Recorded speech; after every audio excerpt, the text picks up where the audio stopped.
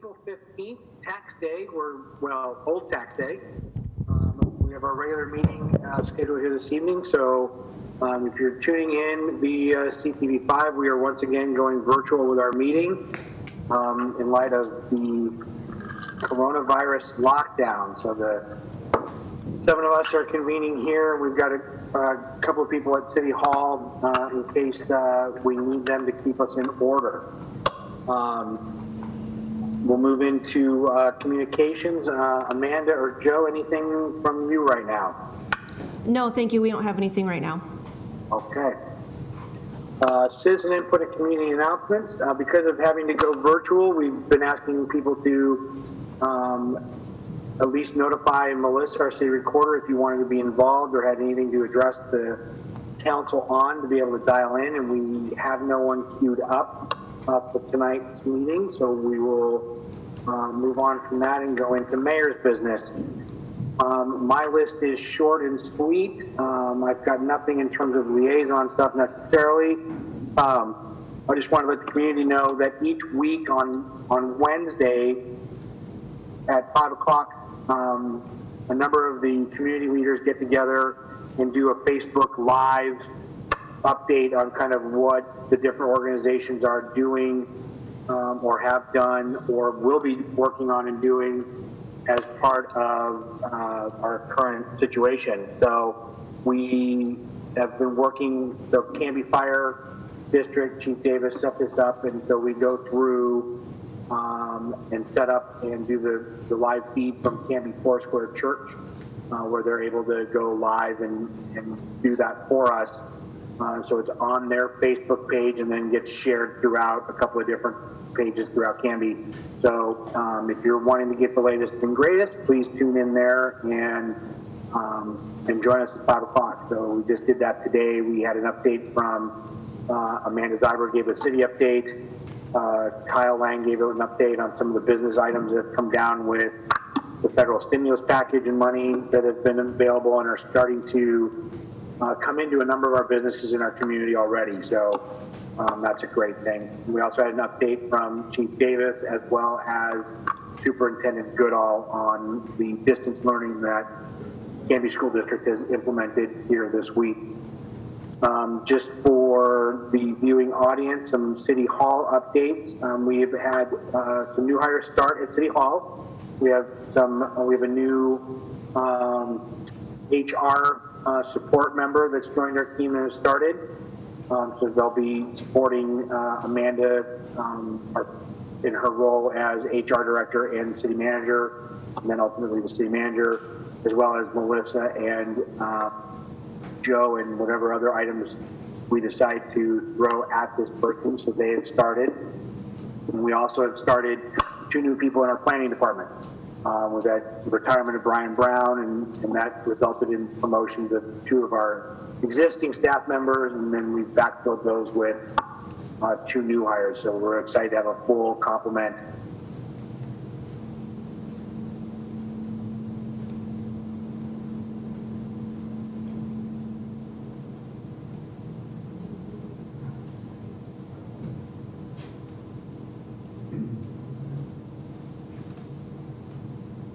Mayor, I think we lost you.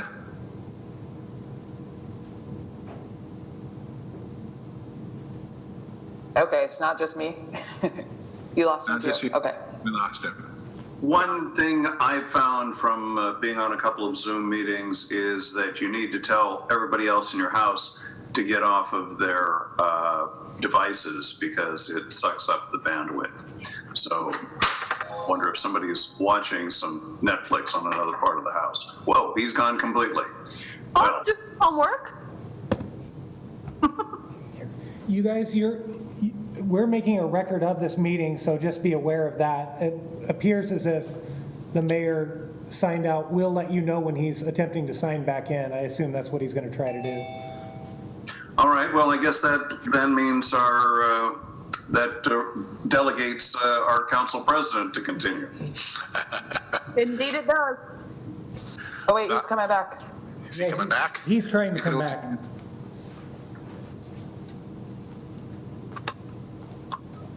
Can you guys hear me okay? There we go. We can hear you. There's video. Great. Sorry about that. One computer shut down, and so had to join in on the other. I'm not sure where I left off. Hey, projects are still moving forward in the city of Canby, even with all this stay home, stay healthy ordinances and orders. So our probably tomorrow morning, I'll be signing documents and whatnot to move forward with the archway as well as the quiet zone. So that'll be moving forward. I do believe we still have progress being made regarding splash pad. Timelines maybe is shifting and adjusting a little bit again. So we'll just have to stay tuned with that. Then I think Amanda will update us on any other pieces that I'm forgetting. The other big piece, everyone, is regarding the city manager recruitment process. So last meeting, we did a work session and looked at some verbiage changes and some looking at some salary pieces. So in order to stay on track, if I can get agreement with you all to do a quick half-hour meeting next Wednesday via Zoom with Phil to solidify just the changes that we're making just to the description a little bit, like 3 or 4 bullet points, nothing major. Confirm the salary window. We've done some research on that. So we'll have numbers regarding that piece. Then we can keep the process moving and still meet our deadlines versus waiting, because this is a month where we've got 2 weeks off between this meeting and our next one. If we wait till May, then we're pushing further out, and I don't want to do that. So if I can get head nods or votes of yes, consensus that we can move forward. With that, I'm seeing affirmative. So we'll get that information back from Phil here. He thinks probably definitely by Monday, and then we'll get it out to you all to review, and we'll do another one of these next Wednesday probably shouldn't take us more than a half hour to review that. So that works for all you all. Does that seem to work? Okay, great. Thank you. I appreciate it. The only other piece that I'll add for those that may be watching or will watch this later, but I said this today at the update, it's amazing that it's been a month that we've been going through this situation, and we are seeing tremendous strides in flattening the curve. We are seeing and hearing of hospitals being able to keep up with demand of the illness and making the necessary course corrections on all of that. Needless to say, everyone, that it's still, we're still on the calendar for having this week and next week be Oregon's quote unquote spike period that they've been projecting and talking about. And so I know that we're hearing improvement and we're hearing things starting to get better. I don't want us to take the eye off the prize, which is being in a position to be able to start on returning business to normal. We know that that's going to be a long road back. We know that that's going to take time, and the sooner we can get there, the better.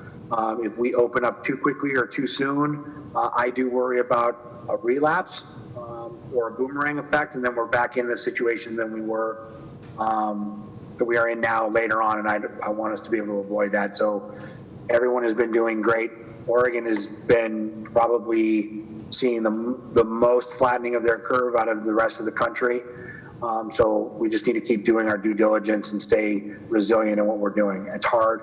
I made the comment earlier today about it's springtime. I want to be watching my daughter celebrate with her friends for graduations, and I want to be eating sunflower seeds as I watch my son play baseball in the spring. Those things are all on hold until we can get into a better spot. So please keep doing what you're doing. Keep being mindful of social distance. Shop when you need to or have to at the grocery stores. Yeah, just keep doing what we're doing. So I will end with that. And I'm going to go around my screen. And first on my screen is going clockwise is Councilor Spoon. Any updates or anything that you need to add or want to add tonight? Thanks, Mr. Mayor. Just a couple of things.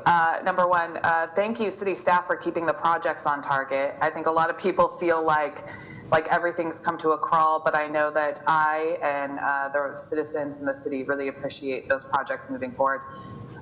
Second, the only thing, obviously, we haven't been having our liaison meetings, but Julie Whaling retired, and she was the transit director for Canby, and she really did extraordinary things for this city. And I just, we didn't get to have a retirement party for her like we often do for department heads and whatnot. And I just want to make sure that we take a second to acknowledge how much she's done for the city, our transit here, making sure that our transit service is expanding, and making sure we're getting grants and good equipment for the riders. And I think she just did an extraordinary job. We're going to miss her, but she did retire, and I'm excited for her. And I just wanted to take a second to thank her for her service. Indeed, she did a great job for the city. She's a great person. She's at the beach now, right? Yes, she's, I think, if she hasn't, that the plan is to relocate to the coast. That is correct. Great. Thank you, Councilor Spoon. Appreciate it. Councilor Berge, anything on your front, sir? Nothing on this front. I do know that last week I got on Express Bill Pay to pay my sewer and water, and their system is down. I got on there again today, and it's still down. So just want to bring that to the city's, so that the city knows that people are not able to get that in. So hopefully people will send those in the mail and stuff. But the typical Express Bill Pay is down. Okay. Thanks for letting us know. That's great. Councilor Hensley. I have had no liaison meetings, obviously, so nothing to report at this time. Okay. Thank you. Councilor Parker. Well, I just got back from a bike ride on the logging road trail, and it was wonderful to see people out getting some fresh air, getting some exercise, and being extremely respectful of each other's space. As people were coming towards me, as me on the bike, they would just go extraordinary lengths to give everybody their space. So get out there, enjoy themselves. Could have some clarification on Community Park. I don't have any liaison reports. I've been paying some attention to the social media question about Community Park being open or not. It's my understanding that it's open, but you don't have parking. I went down there and had a lovely afternoon, brought a lunch and looked at the river and found it quite healing. So there's a question about that. Also online, there was a question about whether our parks crews are working. And I think we've received some internal information about things that the library and other people are doing. Might be good to share that with our citizens as well.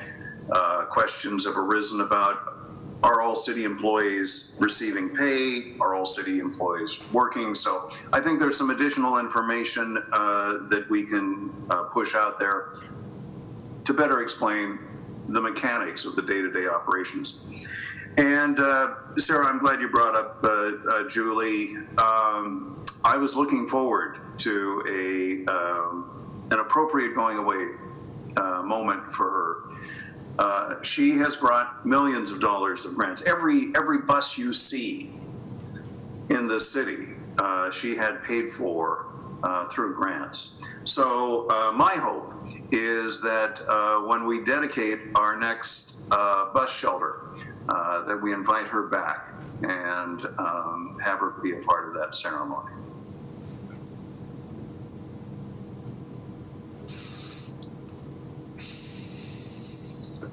Great. Thank you, Greg. Amanda, are you in a position to respond to Councilor Parker's questions and comments? Yes, absolutely. I was Thank going to also bring this up at the end, so now's a good time. And that is to remind everybody that the city is open for business despite the city facilities being closed to the public. Most of our employees are working remotely, so everybody is accessible by email. Our park staff, also, we've heard the same thing, that there's some concern about whether or not park staff is out there mowing, and we have not listed general maintenance such as mowing as essential services, as we try to find this balance between abiding by executive orders and stay at home and keeping people home and limiting how many times our employees come out into the public and then go back home to their families. So as we try to review and determine what is essential and what is not, mowing as a general practice was not on the essential list. If there are concerns in specific areas, we will certainly go out and address those. Same thing with street sweeping. We haven't made it our #1 essential priority, but we have staff available, willing to go out if there's any problem areas. And we are keeping an eye on things to make sure that we don't miss a public nuisance or an area that needs some attention. So if there is a place that somebody needs some attention, definitely get a hold of us and we'll go out and address it. As far as our parks, the parks are open for people to exercise and utilize and walk through and take their dogs. Park staff is out there regularly to replace the dog cleanup bags and empty garbages, and they are getting used, but the facilities are still closed. So restrooms and playground equipment is closed, but all the parks are open to pedestrian traffic. Community parks specifically, we had some concerns through our police department of large gatherings, vehicles down there, so the gate was locked to limit vehicle access, but pedestrian access is available at all of our parks. Okay. Councilor Spoon, you have a question? Yeah, I did have one citizen reach out to me regarding facilities. I know the bathrooms and the playground equipment are not available for use. What about the disc golf equipment at Eco Park? Is that open or closed? I believe that's open as long as Okay. people can, hopefully maintain that physical distancing. Great, thank you. Yes. Yeah, I was not this past weekend, I guess the weekend before, I was over at Legacy, and somebody had set up a disc golf course throughout, over there in Legacy Park. They set up their own golf course to be active and out and enjoying the sun. So they were 6 feet apart, so they were able to get that done. So yes, Councilor Spoon. Well, and to that, I know that a couple of golf courses in town are open and they've been quite busy. So people are trying to get outside and socially distance and just not touch just their own stuff, just touch your own stuff. So it's good to see people enjoying themselves and still following orders. Absolutely. Councilor Parker, is those addressed? Did Amanda cover those pieces that you had? Okay, great. Thank you. Council President Dale. All right, well, Canby Utility Board had its first virtual meeting in history yesterday, and they actually did really well. Also had all the staff online.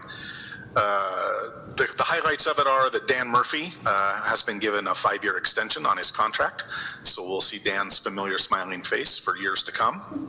And he wished to pass on to Amanda in particular and to Chief Davis his thanks for the city and fire district taking the lead on COVID best practices and helping them up their game on them. All Cub services are still in operation, so they're still collecting bill payments, and all emergency repair services are still going on as well. Like all public power agencies in Oregon, there are no disconnects or late fees at this time, and that will be at least through April and then reevaluated, but they plan to stay in step with the governor on that. And just one final interesting tidbit, Bonneville Power Administration has announced that power consumption is actually up. Everybody staying home has actually more than made up for whatever businesses have shut down. So interesting little geek factoid there. We're putting more water over the dams to make power than expected. Thank you, Mr. Mayor. I get used to this mute, unmute thing. No, thank you, sir. I appreciate the update. Yeah, it is interesting. We've seen that in our own personal use here at home in terms of our grocery bill's gone up dramatically since all three kids are home every day, 3 square meals a day, then instead of going off to school. So yeah, it's interesting for sure. Councilor Varway, any updates on your end? Thanks. Sorry, I was gone for a couple seconds there. My computer shut off and I lost it as well, so I had to log back in. No, I have not had any liaison meetings, obviously due to closures, but also wanted to just shout out and say thanks to all city staff for keeping things going and all that stuff. Great job, and thank you for all of that. I know it's unprecedented times and it's weird, so thanks for doing all that you guys are doing to keep us going and for setting up these meetings like this.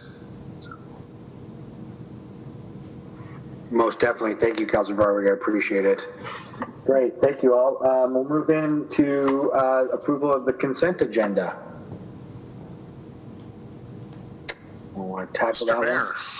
one. Yes, sir. Mayor, I move for approval of the consent agenda, which is approval of the minutes of the April 1st, 2020 City Council work session and regular meetings. Second. Motion's been made by Council President Dale and seconded by Councilor Hensley to approve the consent agenda, which include the minutes to the April 1st, 2020 City Council work session and regular meeting. All those in favor, either wave hands or unmute and say aye. I'm seeing 6 ayes, and anyone opposed? There are no opposition to doing that. That carries 6-0. Great. So tonight's agenda, we've got a couple of ordinances to take care of, and so we'll move into the first one there. And Melissa, are you in a position to read that off for us? Yes, it's ordinance number 1523, an ordinance amending Canby Municipal Code, Chapter 8.16, Fire Prevention Code, and this is the first reading. Great. Thank you. Amanda or Joe, are you taking us through this piece tonight? I can just quickly say, if you a quick look at the what we're asking you guys to change is scratching out some of those old dates that are in the code, so that the code can kind of live on and be updated as new updates are made in fire safety and such. This was brought to the city's attention by Matt English, and he asked that the code basically, be done in a way that we wouldn't have to come back and revisit a bunch. But this was basically a housekeeping matter where we took out the old dates from all of the old fire safety documents that they rely on that get updated all the time, so that moving forward we can basically have the same fire codes, but just apply whatever best practices there are as time moves on. Okay, great. Thank you, Joe. Yep. Are there any questions for Joe regarding the changes here that we're proposing for the? No, I'm seeing a lot of head shaking and. Okay. Great. Thank you, Joe. There are no questions or any conversation on that piece for staff. I'll take a motion to open that up. I will make a motion right here. Okay. Mr. Mayor, I move to approve ordinance number 1523, an ordinance amending Canby Municipal Code, Chapter 8.16, Fire Prevention Code. Thank you. I'll second. I'm sorry, who was that? Councilor Hensley? Yes. Thank you. Great. The motion's been made by Councilor Varwig and seconded by Councilor Hensley to approve ordinance 1523, an ordinance amending Canby Municipal Code, Chapter 8.16 of the Fire Prevention Code. Any further discussion or conversation? All right. All those in favor, say aye. Aye. Aye. Councilor Varwig's an aye. Councilor Hensley? Aye. Aye. All right. Anyone opposed?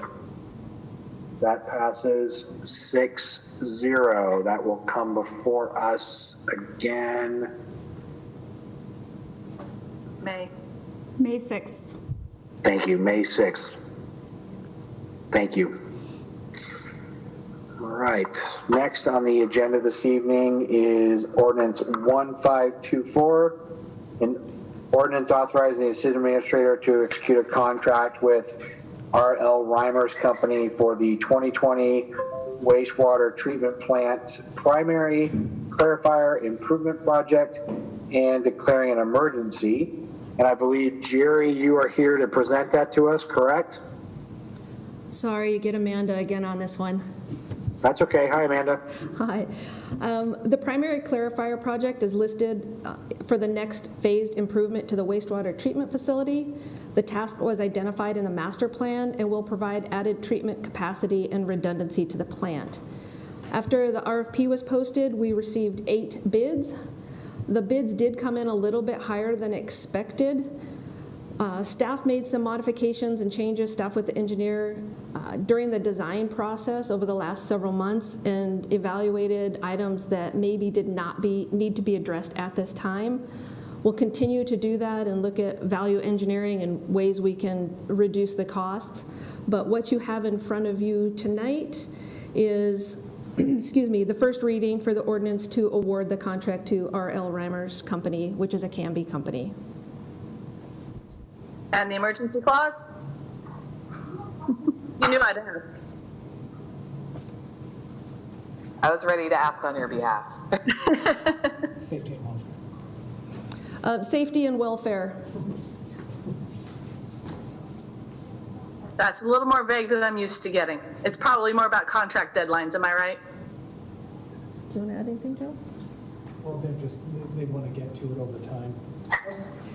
What I will say is that there is some long lead times, and I know that staff's a little bit concerned about those. Okay. Mr. Mayor, I move that we approve ordinance number 1524, an ordinance authorizing the city administrator to execute a contract with R.L. Reimers Company for the 2020 wastewater treatment plant primary clarifier improvement project and declaring an emergency. Second. Motion's been made by Councilor Hensley, seconded by Councilor Spoon to approve ordinance 1524, an ordinance authorizing the city administrator to execute a contract with R.L. Reimers Company in the amount of $1,274,775 for construction of the primary clarifier improvement project and to declare an emergency to allow the project to move or proceed immediately forward upon second reading on May 6th. Is there any other discussion or conversation regarding the matter right now? No, not seeing any. All those in favor? Aye. All right. Anyone opposed? Not seeing any. That carries 6-0. Next on the agenda is ordinance number 1525, an ordinance authorizing city administrator to execute a contract with Curran-Mcleod Incorporated, consulting engineers for engineering services to complete improvements to South Ivy Street sanitary sewer collection system and also declaring an emergency. Amanda, is this you for this one as well? This will be me, Mr. Mayor, Jerry. Well, hello, Jerry. How are you? Good to see all of you. How's everyone doing? We're doing well. How are you and your family holding up? Really well. Yeah, we're Good. doing well. So, yeah. Anyways, this project, another emergency, Tracy, just because of the trying to stay ahead of the South Ivy Street project. So it's a full sewer rehabilitation from Southwest 2nd to Southwest 13th, laterals, everything. It's a 60-year-old system currently in the sewer master plan. Canby Utility replaced the water main several years ago, so they're a little ahead of us on that. We'll get the sewer redone. So when this project goes, we're not in the county's way for that. We don't want to be in there and have sewer problems after this project's all done and complete. Pretty reasonable price on the engineering, I feel, we got on this, and they'll be able to get this done fast. We'll get it out to bid and move forward with it. So anyone have any questions on it? Greg? Counselor Parker, did I see your hand go? So normally the way we like to do things is not dig up a road twice. So is that what we're talking about? That the road's only going to be dug up once? You're correct. Well, the water line's done, which is rare. They're ahead of us on this. Usually they're coming in behind us, getting their stuff done before we pave. But Canby Utilities done. We're going to get all of the sewer repaired. So this would be a street that potentially wouldn't have to be cut for a long time. So yes, we're trying to be ahead of the game on this. All right. Well, I appreciate it when we do things that are reasonable. And also look forward to a resolution on the question of the, is it light poles on Ivy there going up and down the street with the participation of the Canby Utilities? So look forward to the update on that one. That's correct. We were in a little bit bigger hurry before we ran into that roadblock with the sewer. I was actually nervous about staying ahead of the project. But now looking into that and with this, the current situations going, getting Canby Utility involved to look at the power pole relocation, we believe it's going to be a pretty big cost. So the county's currently reaching out to them. They're getting everything squared away so that they can talk to them. The 30% plans are done for the project, which is great.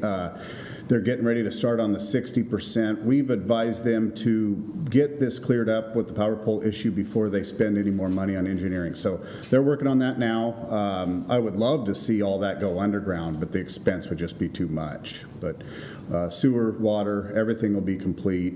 Then power line relocation. So it won't look, when you guys go out of here, look at North Ivy going out with the power poles planted right in the middle of the sidewalks. This is going to be a clean project when it's done. So did I answer your question, Mr. Parker? You did. I was going to ask the mayor for his indulgence to make a comment. Do you have a comment, sir? Yes, I do. Okay. Of course you do. Well, this is a legacy project. This is a once-in-a-generation type thing, and I would encourage Amanda and Jerry to continue with the communication on this. It's a personal project for me. When I moved to Canby 25 years ago, I drove to my house on Ivy and I thought, why aren't there sidewalks? So it was actually the reason that I ran for the city council for the first time. I really would like to underground. It's, 100 years from now, 50 years from now, everything is going to be underground. So if it's going to take some extra work, extra negotiation, extra money, I really think it's the right thing to do. So I'll leave it at that. The other thing, Mr. Parker, on the underground, if we could manage to do that somehow or figure out how to do that, and maybe Mr. Dale could work with them on that, it would clean up the street light situation out there. I'm sure Tim's clout is going to pull this off. Yeah, absolutely. So yeah, it would really clean up the street lighting, all that, get the underground. But if not, we understand. We just have to do some extra digging to get the street lights, keep with our standard for street lighting out there. So to echo Councilor Parker's thoughts on this, Amanda and I were having this conversation today about how we can go about getting that underground, getting those street wires and power lines underground. Jerry, do we have a cost estimate on, or how big of a gap are we talking about between just replacing poles versus going underground? I would hate to say right now. Some of the stuff that I looked at that I thought would be expensive to go underground, Canby Utility looked at and was easy, and the other stuff that I thought was harder was a whole different situation, so I can't even speculate on that right now. And I know that when the county reaches out to them, That's something that I brought up, maybe if we could supply the trench, it might be easier for them. I know what's really going to be difficult for them is the current situation of the Canby utility building and the timing on this. So by this project being held off another year, maybe there's some wiggle room that we have some time and to work on it. I know that's talking to Jim Stewart and Dan Murphy about it. That was a really tough one for them. So now that we're slowing down, maybe we have some more time to talk to them about that. So I agree. I mean, you look at First Avenue. We spent the money and it's just beautiful. First Avenue is a game changer, I think, for that project. I mean, it makes it a whole different look and scope to the downtown with that being underground. So, well, I think watching the heads here on the screen in front of me, the dialogue piece will definitely be crucial to keep that open and going, so we can figure out how to find a way to get there to make that happen. And what our new world will look like here coming out of sequestering and whatnot, it will be different, and I'm sure we'll change some of the dialogue. Councilor Parker, you wanted to add something?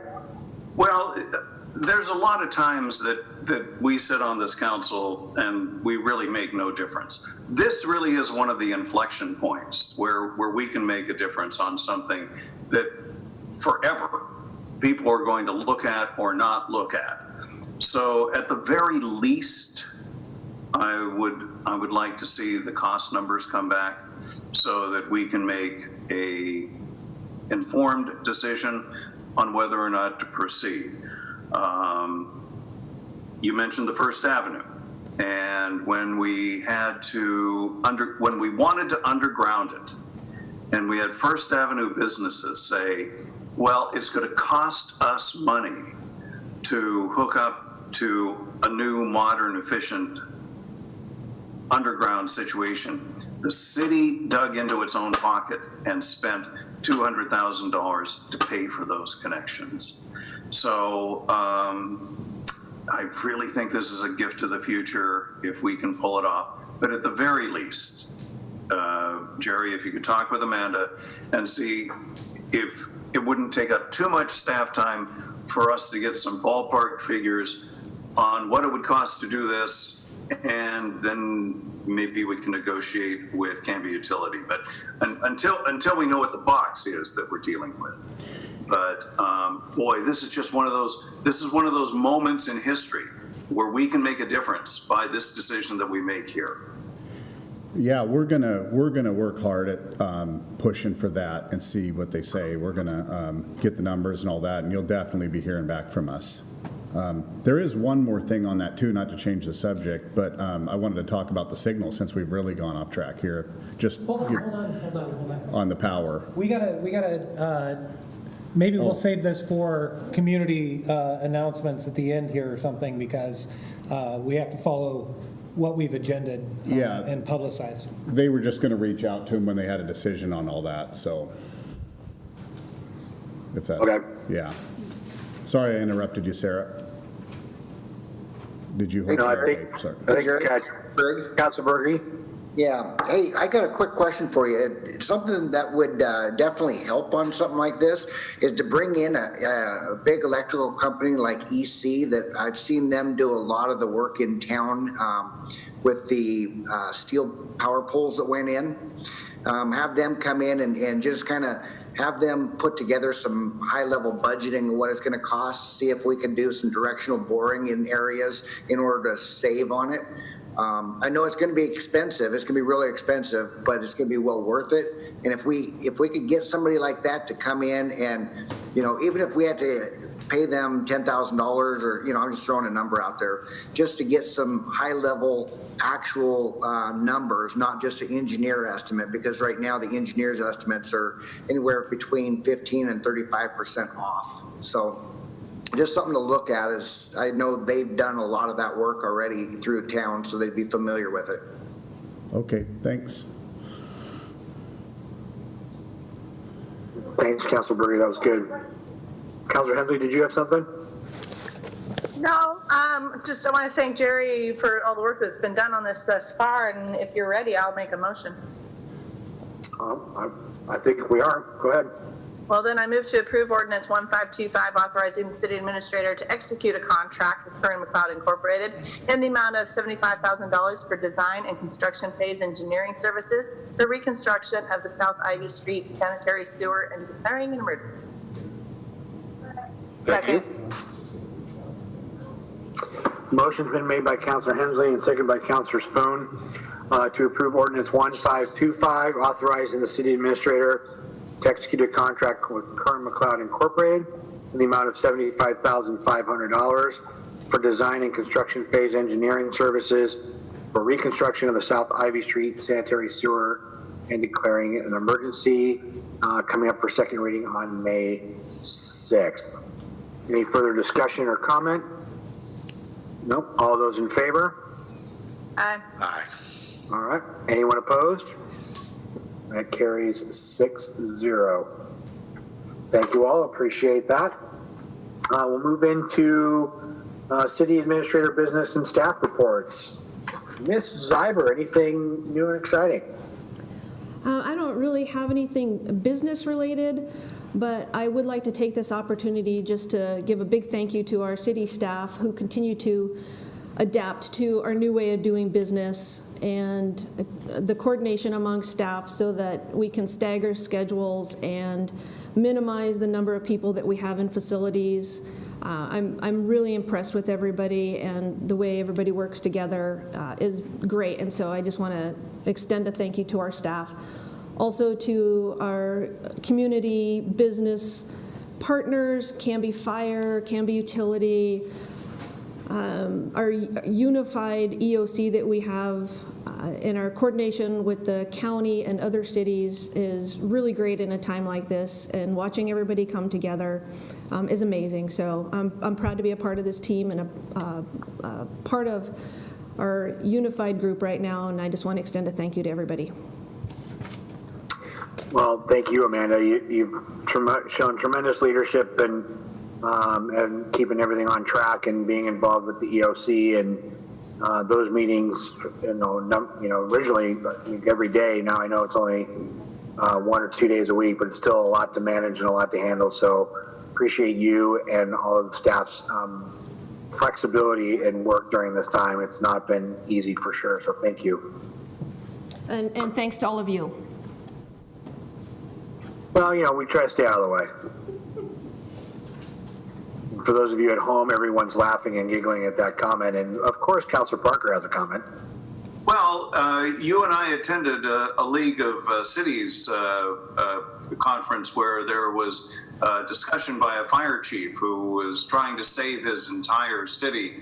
There was only one way in and one way out of the city. And one of the city councilors in the audience said, in an emergency, what should elected officials do? Do you remember the answer? I believe the fire chief said, get out of the way. So, and that's what we've done. And that's probably been a big help for city staff. So, and it's challenging, right? I get it. Like some of us have time, extra time on our hands, and we tend to start thinking of things and wanting to do. And so I'm sure once things come out of this, the list of ideas will be long, and there'll be much conversation coming out of it. So, I appreciate all of you, and again, Amanda and the rest of the city staff, thank you all very much for keeping things moving and going. So, Amanda, do you have anything else to bring up at all, or? No, that's it. Thank you. Okay. Next on the agenda is the second opportunity for citizen input. No one seems to have dialed in or has anything to opine on, so we'll move into that. And then Melissa, action review, please. Okay, you've approved the consent agenda and then passed ordinance 1523, 1524, and 1525 on first reading, and they'll be coming back on May 6th for the second reading. And then we'll also be having a council meeting next Wednesday. So is 7 p.m. okay for everyone? Perfect. So we'll get that scheduled as well. Great. Thank you, Melissa. Appreciate that. Before I take a motion to adjourn, please don't change the channel or step away because we are going to immediately go into a very short and brief Urban Renewal Agency special meeting. So we'll go to that here like with a 10-second countdown so that Tim, Council President Dale, can switch his hat and become URA chair and take us through what little bit we have there. So with that being said, I will take a motion for us to adjourn. So moved. Is there a second? Councilor Varwig. So motion's been made by Councilor Hensley and seconded by Councilor Varwig to adjourn our meeting. It's a non-debatable motion. All those in favor? I'm seeing 6 yeses. Any other? No. All right.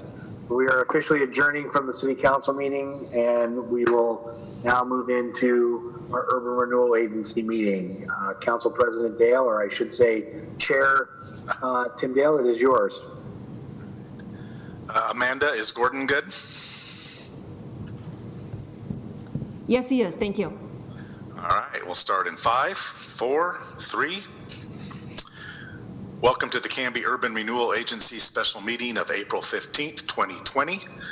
I have received no citizen input for the agency. Amanda, do you have any or community announcements? None. Thank you. All right. First up, we have approval of the consent agenda. Oh, you're on mute. Gosh darn it. There we go. All right. I move to approve the consent agenda which include the minutes of the February 19th, 2020 Urban Renewal Agency special meeting. Second. All right, it's been moved by Vice Chair Hodson, seconded by Commissioner Hensley to approve the consent agenda, which is the minutes of the February 19th, 2020 Urban Renewal Agency special meeting. Next up, we have new business, URR 20-001. This is a bit of housekeeping. Mr. Chair. Do we have a question? Well, we should probably have a vote on that. Oh, you went mute, Tim. I'm doing really well tonight. Thank you. All those, is there any question about the consent agenda? All those in favor, please say aye. Raise your hand. Aye. All right, it's approved 7-1. My apologies. Been up since 4 in the morning. You've got a lot on your plate, Mr. Yeah, next up we have under new business URR 20-001. This is a bit of housekeeping. We already took care of this on the city side, but we need to appoint Amanda as our interim director. And I believe Vice Chair Hodson has the amended text. You can find it if you go to the last page of the packet. We need to insert in there appointed as the interim director. Any questions about that? Comments from Joe or Amanda? All right, take a motion. Mr. Chair, I will make a motion. I move to appoint, the resolution URR 20001, a resolution of the Canby Urban Renewal Agency appointing Amanda Zeiber as interim director of the Canby Urban Renewal Agency. Second. All right. It's been moved by Commissioner Hensley, seconded by Commissioner Spoon to approve resolution URR 20-001, appointing Amanda Zeiber as the interim director of the Canby Urban Renewal Agency. Any questions? All in favor, please say aye. Aye. And any opposed? And it carries 7-0.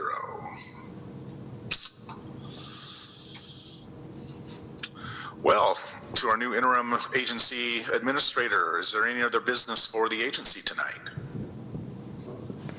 No other business tonight. Thank you very much. All righty. Take a motion to adjourn. So moved. Seconded. The move was Commissioner Hensley? All Correct. right. And seconded by Vice Chair Hodson. All those in favor of adjourning, please say aye. Aye. And that carries 7-0. Thank you very much. Good night, Canby.